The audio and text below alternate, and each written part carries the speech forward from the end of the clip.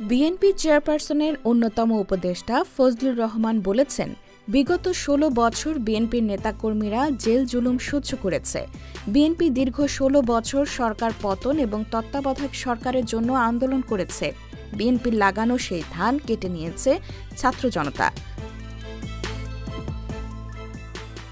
সোমবার ২৪ ফেব্রুয়ারি সন্ধ্যায় রাজশাহী মহানগরীর বাটার মোড়ে এক সমাবেশে প্রধান অতিথির বক্তব্যে তিনি একথা বলেন।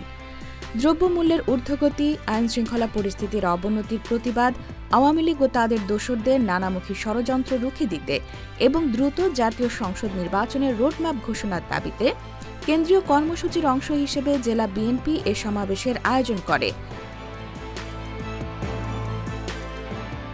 ফজলুর রহমান বলেন, ৫ আগস্টের আগে ১ মাস আন্দোলন হলো, ১৫ বছর সংগ্রাম করলাম আমরা। বীজ ফেলল বিএনপি, চারা বানাইল বিএনপি, পানি দিল বিএনপি, ধানও রোপণ করল বিএনপি। ধান হওয়ার পরে ১ মাসে ধান কেটে নিল ছাত্র জনতা। তারা এখন সব দাবি করছে।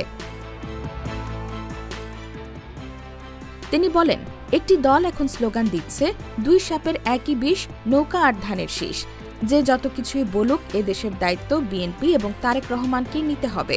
অন্তর্বর্তীকালীন সরকারের থেকে দল গঠন করা যায় না। তৃণমূলে এসে মানুষের সঙ্গে থেকে কাজ করে রাজনৈতিক দল গঠন করেন, দেখেন কেমন লাগে। রাজপ্রাসাদে বসে থেকে দল গঠন মেনে নেওয়া হবে না।